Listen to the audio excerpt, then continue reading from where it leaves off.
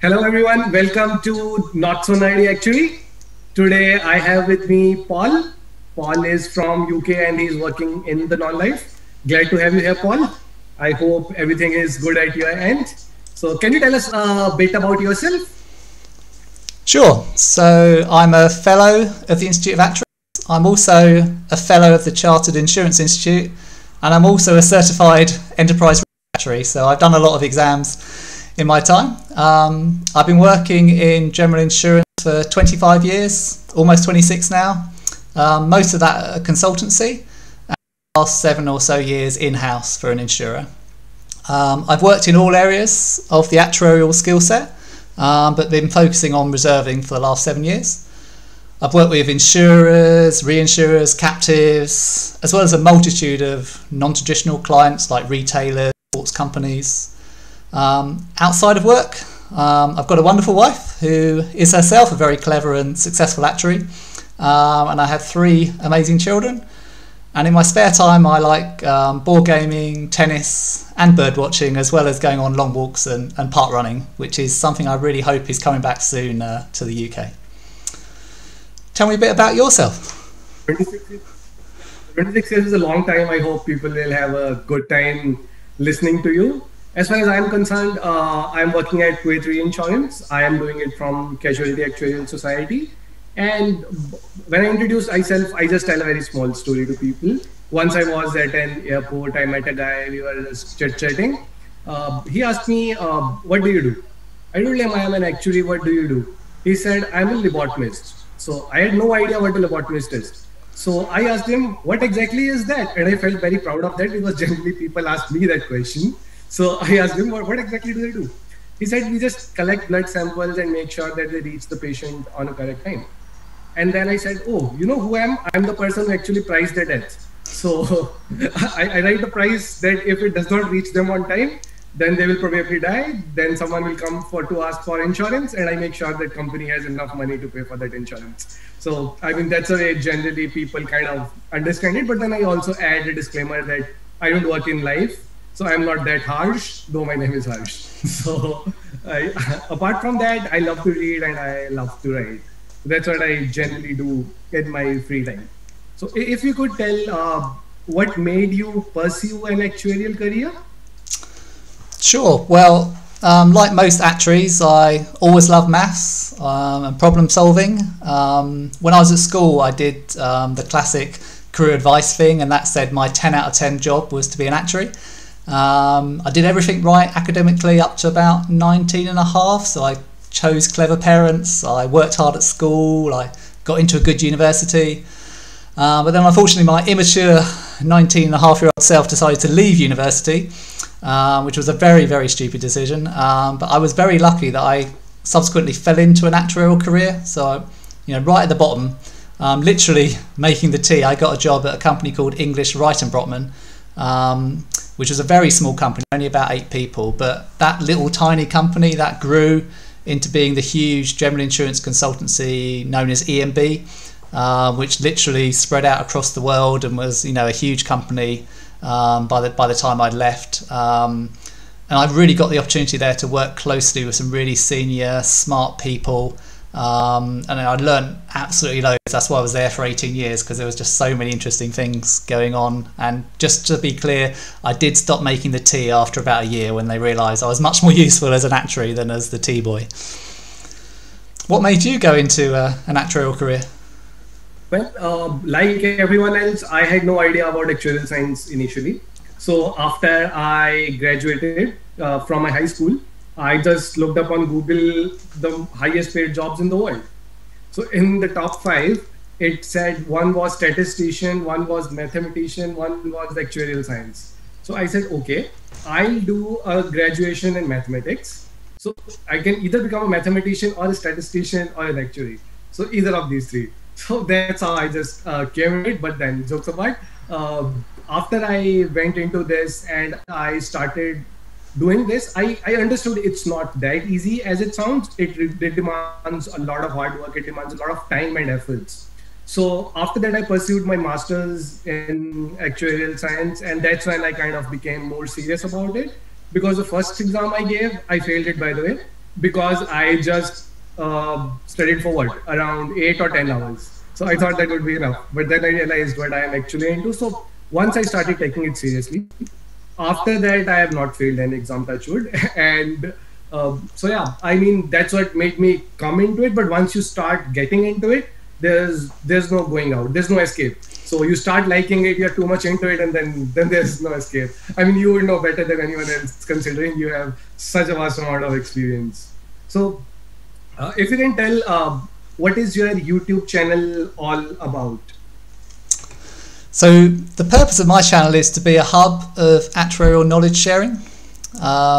So I'm contributing lots of things to it, and I'm encouraging other senior actuaries to get involved. And I've got some interesting stuff coming up very shortly, which I'm really excited to share with my viewers. The content is really intended to complement the actuarial exams, as well as to help bridge that gap between the knowledge you get from those exams and what you actually need to be an experienced actuary. So I'd hope an aspiring actuary would benefit from understanding better the kind of work they would be doing. I think junior actuaries would benefit from increasing their skills and knowledge, and hence becoming even better actuaries than they already are.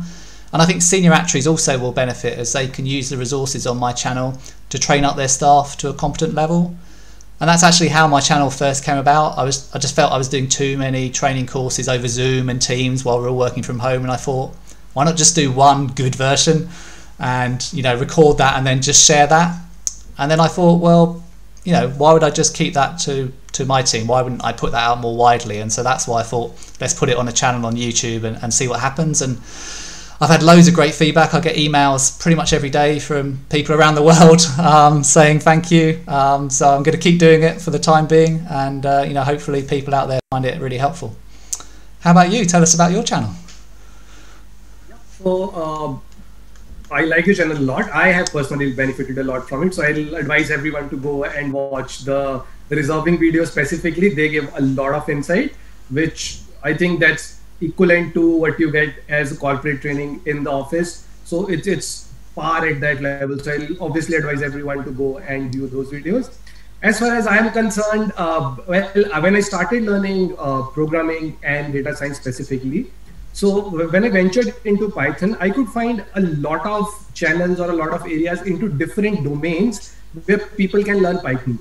But there was no channel specifically dedicated for teaching Python from the perspective of actuarial science. So as an actuary, there are a few things which might not be useful for me and a few things which are very useful for me.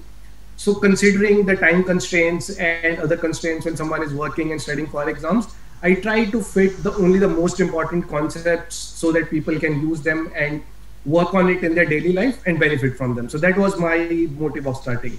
But when I started, I found keeping it just too technical without any credibility to it would not add any value. So therefore, I came up with this idea of podcasts as well, where I call people globally and people like yourself with tons of experience to tell people about their insights and how important is it to learn a specific skills and which skill sets are important for them. So every skill set might not take you a long way, but there are some skill sets which you can't just go away with. So that was the idea of starting a channel with. So if you could tell our viewers from your experience, how important do you think programming such as Python or other data science concepts are in the actuarial domain, specifically for entry-level actuaries with say 0 to like 5 years of experience? Yeah, I'd say it's pretty fundamental, to be honest, at the moment, to have that level of expertise, be it Python, be it R, be it SQL. I think there's so many tasks that you can benefit from automation, from better analysis, from data science and machine learning. I think it's almost becoming just expected knowledge, and I think the actuarial exams now include R because they know it's so fundamental. So I'd really advise people to up their game there. You can you can download Python and get all of the libraries for free. There's great channels like yours, Harsh, which I again would recommend people to check out. I think it's a fantastic skill to have at that level. I'm personally interested in it. My boss is interested in it, and we're not even the people who really should be spending all our time doing it. But there's just so much power and capability in those tools that we just all need to be looking at those. So yeah, I would definitely say it's very important. How about yourself? What do you think? I presume you think the same. I'll say that yes, it is definitely a very important skill to pick up. There is a lot of untapped potential, and the productivity and the efficiency will reach to a next level altogether if you start using the right tool for right you. Obviously, you can't get away with Excel. That's like jack of all trades, master of none. But then you still need some tools which you can use for advanced algorithm and advanced predictive analytics. So I think more on that terms, it is very, very important to have that as a skill set, if not the most important. Obviously, communication is any day the most important skill for an actuary. But if I had to name the second most important skill, obviously you will communicate something only when you can analyze it. So if you're not analyzing it in a proper way or in an efficient way, then your communication takes a toll on that. So I think these two skills kind of complement each other, and they are very, very, very important. So considering the experience which you have accumulated so far and lots of years which you have spent into actuarial science, would you advise younger people or the aspiring actuaries to pursue this career, A? And B, I mean, a complementary question to this itself, that if you had to give an advice to say 25 years ago to your younger self, considering your experience this time, let's say give you a time machine to go back and give an advice to your younger self that there and then, what would it be? So if you can enlighten us on that. Sure. Well, the first half of your question is simple. I would recommend the actuarial path to anyone who is interested in it. It's a perfect way to use the mathematical skills that you love. So I would advise you to only come into this career if you love maths. But if you love maths, then it's a fantastic way to use those in an exciting and interesting way. There's a very ready-made career path for actuaries within insurance companies, but actually I think there's more and more doors opening outside of the traditional areas for you to go into. And I would definitely say that general insurance to me is the number one place within the actuarial path. So I would think that would be a place I would strongly recommend people to explore. But that's not to say that you can't have a great career in life or health or investments as well. And in terms of advice to my younger self, again, this is easy. I would just slap myself around the head and say, don't drop out of university. You'll only make things 10 times harder for yourself. I've enjoyed every step of my career, and I wouldn't change it. So I was very lucky that I fell into EWB and EMB and all those other companies that I've worked for subsequently. I wouldn't change that. I had a great experience, met loads of amazing people, learned a lot. But if I was now a 20-year-old or 19-year-old not really enjoying university, I would just tell them to reach out for support and guidance. Don't jump into such a life-changing decision lightly. If you come into a company as a graduate, then you're on a completely different path. I've had to work so much harder to get to where I am than if I just managed to get that support and stuck it out for another year or so. So yeah, please do get your education in, get yourself in the front door of these companies, and then you'll have a great career. How about yourself? Would you advise people, and what advice would you give them? Considering I am pretty young right now, so I won't give advice to my younger self. No offense to you, by the way. But yeah, I mean, if I had to tell myself, let's say when I was a university student, I would say, well, keep your expectations pretty low. Do not keep your expectations very, very, very high. Be more realistic with your goals and aims. And exams are important, but exams are not everything. Focus on other skills as well. For example, if I started learning Python or R or any other hard skill at that point of time, it would have been pretty easy for me today. So exams are a good part, but then exams are not everything.